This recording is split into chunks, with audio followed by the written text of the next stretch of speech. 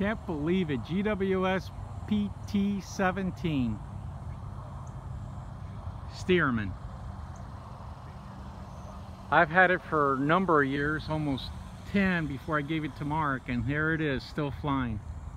2019.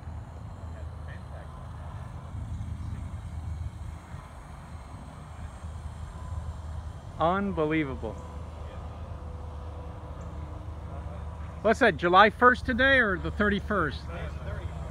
31st of June 2019, it's still flying. I've flown this for many years with all kinds of Speed 400 brush motors, and this one is finally brushless. Oh, nice.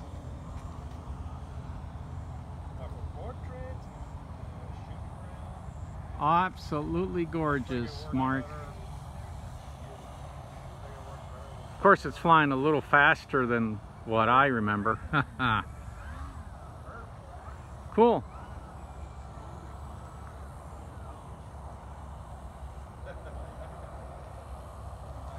Excellent, Mark.